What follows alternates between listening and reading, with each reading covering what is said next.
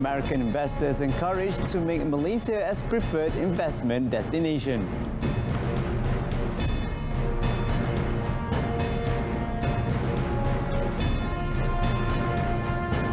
And Arabian nations call for independent international probe on journalist murder.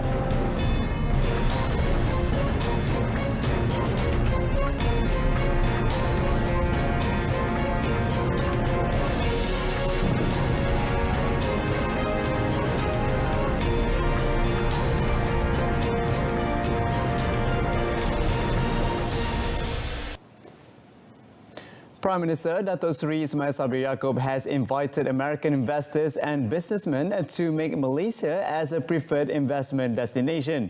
He welcomed them, especially the Fortune 500 companies, to invest or increase their investment, namely in digital economic, green technology and electric car sectors. Saya mencadangkan supaya selain daripada kita sudah ada, kita akan mengeluarkan kereta elektrik melalui kerjasama Proton, Geely, Volvo.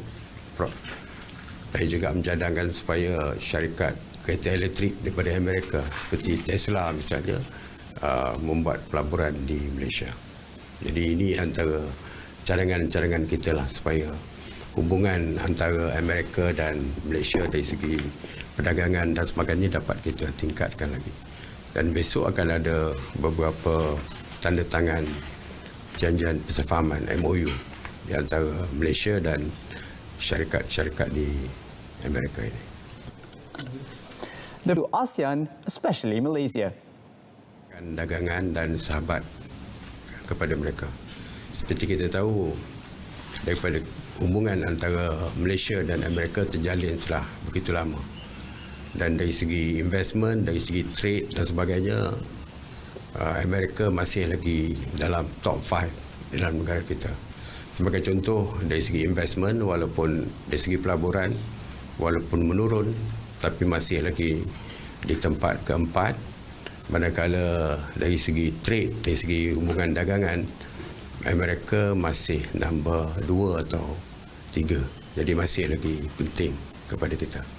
Jadi mereka akan meningkatkan, yang pentingnya mereka bersetuju untuk meningkatkan hubungan dagangan dua hala ini dengan lebih baik lagi lah untuk masa akan datang. The Premier also held a separate discussion with Dr. Kurt Campbell, Deputy Assistant to the US President and Coordinator for Indo-Pacific Affairs in the National Security Council. A total of 2,400 vacancies in the one-off recruitment of 18,702 teachers will be filled by the Contract of Service (COS) teachers whose contracts are due to end this June. Senior Education Minister Dr. Razzie Jidin said that the offer would be made by the Education Service Commission (SPP) to the successful candidates before the end of this month. Elaborating further on the matter, Dr. Razzie said the Ministry of Education (MOE) has just received the latest information from SPP on the matter. He said if everything goes well, the offers to the successful candidates will be made by SPP before 31st May.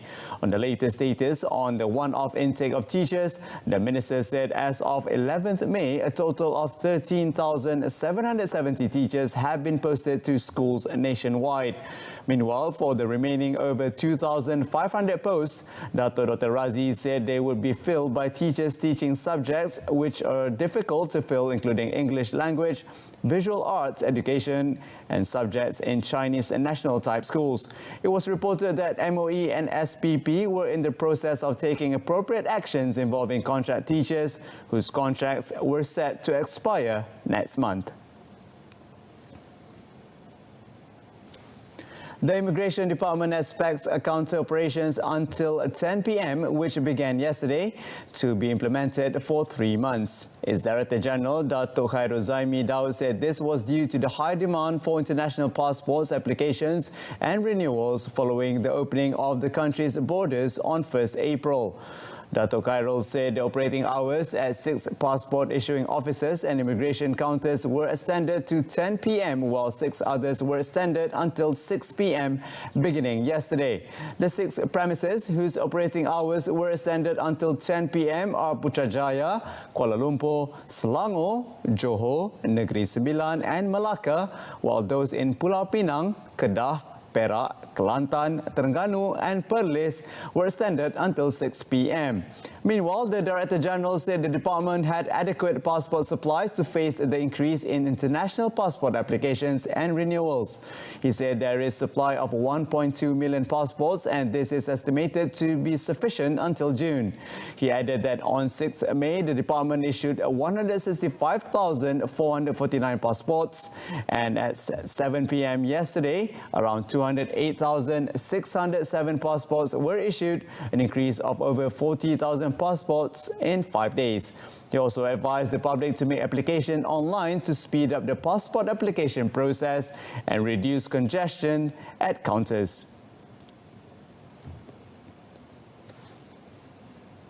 The Ministry of Agriculture and Food Industries MAFI has set a target to reduce livestock feed imports by 30% by the year 2030 through its Grain Corn Industry Development Project. MAFI Deputy Secretary General Development Dato' Badrul Hisham Muhammad said presently Malaysia imports are about 4 million metric tons of grain corn valued at 6.2 billion ringgit a year. For the ministry to achieve the target, he said a large area of land was needed to plant corn, which was seen to be a new source of wealth for industry players in the country. He also said that right now the ministry is working to bring together major commodity industry players to be equally involved in this crop.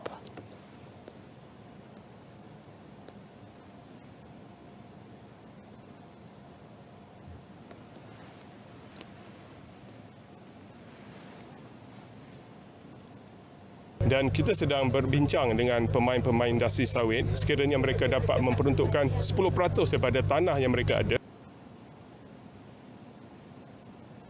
Dato' Badrul Hisham said there was a need for the government to find new formula to overcome the country's high dependence on grain and maize imports. He added that efforts to reduce dependence on the import of grain maize had started since 2015 and would take at least 15 years through 3 phases of implementation. According to him, a long period is needed to enable research and studies to be done with stakeholders to create a stable industry. He said if the government could resolve the issue of supply for livestock feed, the people would definitely benefit and at the same time reduce spending on subsidies.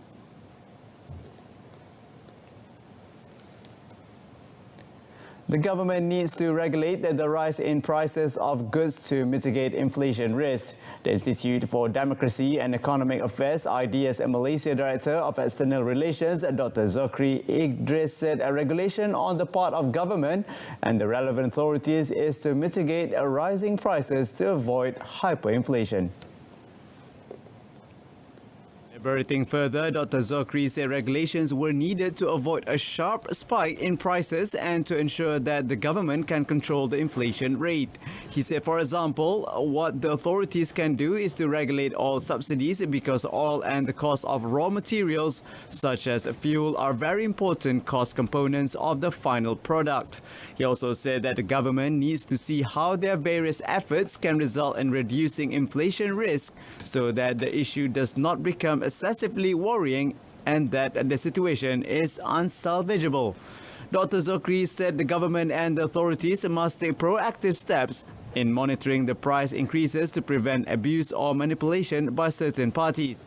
Meanwhile, economic analyst, Associate Professor Dr. Muhammad Yusuf Sari said short-term intervention measures by the government and authorities in the feed product sector should not disrupt the market.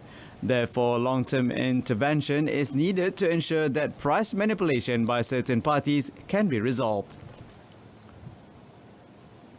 Backed a brace to help the national under-23 team gain revenge over Laos with a 3-1 win in Group B of the men's football competition in the 31st SEA Games at the Thien Trong Stadium last night.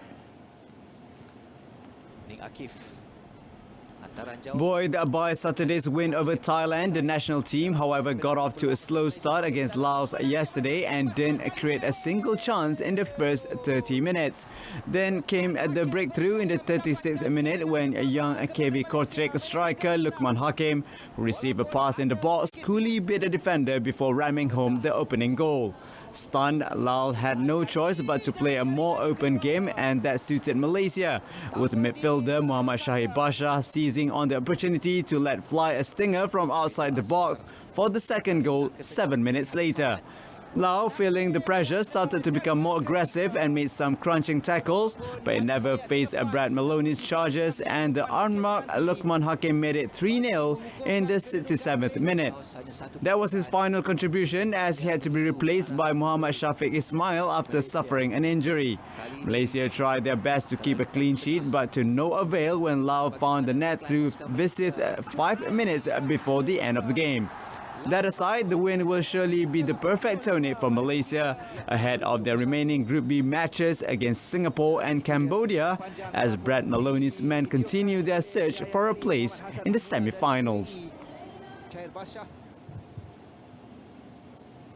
Malaysia exacted revenge for their 1-4 drubbing by Japan in the last editions of Thomas Cup group stage in Aarhus, Denmark, after edging the 2014 champions 3-2 to emerge as Group D champions of the 2022 Thomas Cup finals at the Impact Arena in Bangkok, Thailand. German Open 2022 men's doubles champions Goh Zifei nor Izzuddin Rumsani as the main doubles paid dividend as they stunned reigning world champions Takuro Hoki and Yugo Kobayashi 21. And with that, we reach the end of today's updates at noon. Our top story for today: Prime Minister encouraged more American investors to make Malaysia as their investment destination. Don't forget to tune in to News at 10 on saluran Berita RTM for more updates. Before we go, we will leave with a gallery show featuring the work of renowned Japanese pop artist Takashi Murakami that bridges the physical and digital world. I'm Azlani Adani. Thank you for watching. Goodbye for now.